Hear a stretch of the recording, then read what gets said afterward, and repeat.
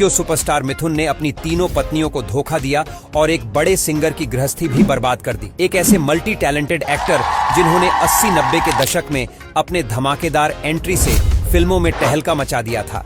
यह एक्टर न सिर्फ हैंडसम और गुड लुकिंग थे, बल्कि डांस के मामले में भी सबको पीछे छोड़ दिया करते थे। और यही वजह है कि इन्हें बॉलीवुड का पहला डांसिंग स्टार कर दिया गया था।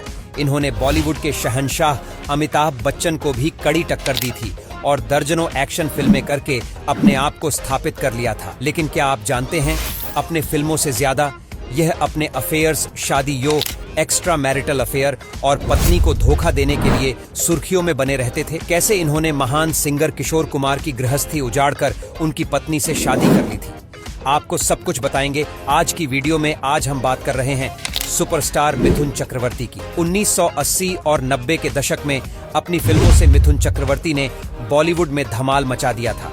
न सिर्फ अपनी एक्टिंग से, बल्कि अपने शानदार डांस से उन्होंने अपनी एक अलग की जगह बना ली थी। मिथुन फिल्म इंडस्ट्री के इकलौते ऐसे हीरो हैं जिन्होंने लीड रोल की सबसे ज्यादा फिल्मों में काम किया है। मिथुन चक्रवर्ती न सिर्फ एक फिल्म एक्टर है, बल्कि प्रोड्यूसर, लेखक, सोशल वर्कर और राज्यसभा के मेंबर भी रहे।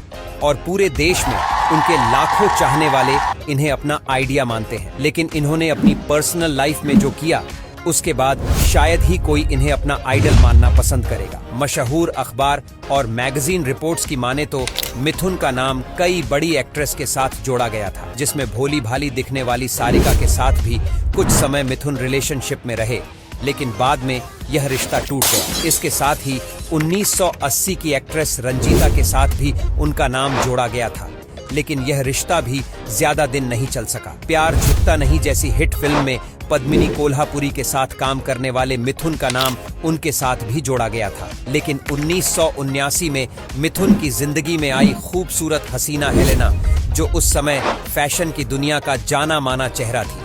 हालांकि उन्होंने बाद में कई फिल्मों में भी काम किया था। कहा जाता है कि मिथुन ने पहली मुलाकात के बाद ही हेलेना को प्रपोज कर दिया था और उनके आगे पीछे घूमने लगे थे। 1979 में हेलेना मान गई और मिथुन ने उनसे शादी कर ली। उस समय हेलेना सिर्फ 21 साल की थी, जबकि मिथुन 29 साल के थे।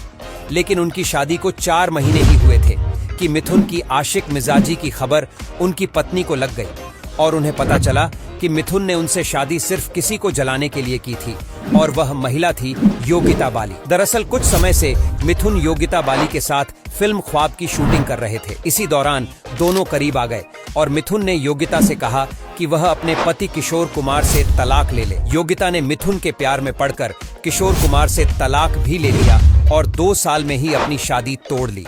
लेकिन किशोर से तलाक लेने के बाद योगिता ने मिथुन से शादी के लिए अभी हाँ नहीं किया था, और मिथुन के बहुत मानने के बाद भी जब योगिता नहीं मानी तो मिथुन ने हेलेना को अपने प्यार के जाल में फंसाया और योगिता को जलाने के लिए उनसे शादी कर ली। जब यह बात योगिता को पता चली तो वह मिथुन से मिली और शादी के लिए कहने लगी।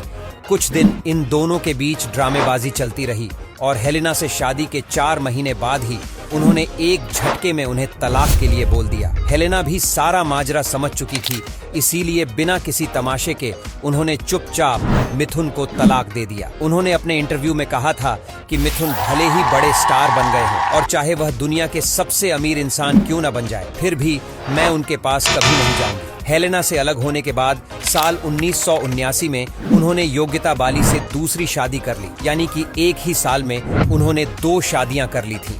शादी के बाद मिथुन और योगिता के 2 बच्चे हुए और योगिता ने एक्टिंग से दूरी बना ली। लेकिन इस शादी को भी 5 साल ही हुए थे और फिर इनकी गृहस्थी में एक और लड़की की एंट्री हुई, क्योंकि मिथुन प्ले बॉय की छवि रखते थे और यह लड़की कोई और नहीं बल्कि सुपरस्टार श्रीदेवी थी। उस समय श्रीदेवी से शादी करने के लिए चाहे बिजनेसमैन हो, एक्टर हो या फिर स्पोर्ट्समैन हो, सभी की लाइन लगी हुई थी और श्रीदेवी की मां नहीं चाहती थी कि दूसरे कलाकारों की तरह श्रीदेवी किसी शादीशुदा मर्द के प्यार में पड़े। इसीलिए उस समय उनकी शादी टेनिस स्टार विजय अमृतराज के साथ तय हो गई थी और श्रीदेवी को भी इस बात से कोई परेशानी नहीं थी और वह अमृतराज को डेट करने लगी। इसी दौरान 1984 में श्रीदेवी जाग उठा इंसान नाम की एक फिल्म कर रही थी जिसमें उनके हीरो मिथुन थे। दोनों साथ काम करने के दौरान करीब आ गए, और एक दूसरे को डेट करने लगे। मिथुन पहले से शादीशुदा थे, यह बात श्रीदेवी को पता थी और श्रीदेवी की सगाई हो चुकी है, यह बात मिथुन भी जानते थे। लेकिन उसके बाद भी दोनों अपने अपने पार्टनर्स को चीट करने लगे और करीब आ गए। दोनों कई बार आउटडोर शूट का बहाना बनाकर बाहर जाया करते थे और हफ्ते हफ्ते गायब रहते थे। कुछ रिपोर्ट की माने तो मिथुन ने ही श्रीदेवी की सगाई तोड़वा दी थी। बाद में श्रीदेवी ने बताया था कि यह अफवाह थी और उनकी सगाई कभी हुई ही नहीं थी, लेकिन उस समय बड़े अखबारों और मैगजीन में उनकी सगाई की खबर छापी गई थी। बताते हैं कि 1 साल डेट करने के बाद 1985 में श्रीदेवी और मिथुन ने गुपचुप एक मंदिर में शादी कर ली। जब यह बात योगिता बाली तक पहुंची तो उनके पैरों तले जमीन खिसक गई। लेकिन यहाँ गौर करने वाली बात है कि जैसे योगिता बाली ने मिथुन के लिए किशोर कुमार को धोखा दिया था, वैसे ही मिथुन ने किसी और के लिए उन्हें धोखा दे दिया था। लेकिन कहते हैं कि योगिता इस दर्द को बर्दाश्त नहीं कर सकी और बहुत सारी जहरीली गोलियां खा ली। इसके बाद उन्हें अस्पताल में भर्ती करवाना पड़ा।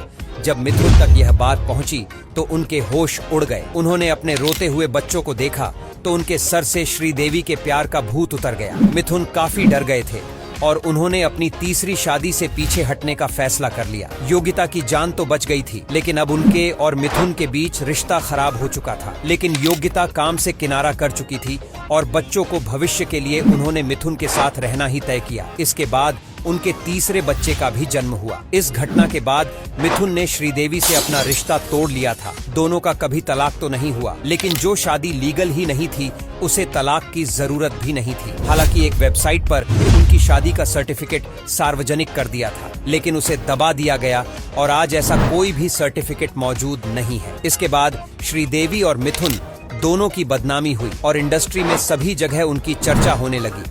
लेकिन उन्होंने जो पहले से फिल्में साइन कर रखी थी वह इन्हें साथ में ही पूरी करना पड़ी और दोनों ने अपने ईगो को साइड रखकर प्रोफेशनल रवैया अपनाया और काम को पूरा किया। 1989 में फिल्म गुरु आई थी, जिसकी शूटिंग इनके ब्रेकअप के पहले की गई थी और कहते हैं कि उसमें कई इंटीमेट सीन भी थे। लेकिन यह फिल्म इनके ब्रेकअप होने के बाद रिलीज होनी थी, जिसके बाद श्रीदेवी ने डायरेक्टर के ऊपर उन सीन्स को हटाने का दबाव भी बनाया। जब यह बात मिथुन को पता चली तो उन्होंने डायरेक्टर से कहा कि यह सीन श्रीदेवी की जानकारी में ही शूट किए गए थे, इसलिए उन्हें हटाने की जरूरत नहीं है। डायरेक्ट भी इस बात के लिए मान गए और उन्हीं सीन्स के साथ यह फिल्म रिलीज की गई। आज मिथुन की पहली पत्नी हेलेना न्यूयॉर्क में रहती है और डेल्टा एयरलाइंस में काम करती है। उनकी दूसरी पत्नी योगिता उनके साथ ही रहती है। उनके बड़े बेटे विमोह एक एक्टर है जिन्होंने कुछ फिल्मों में काम किया, लेकिन कुछ खास कमाल नहीं कर पाए। उनकी बेटी दिशानी है जिसे मिथुन ने गोद लिया था। इसके अलावा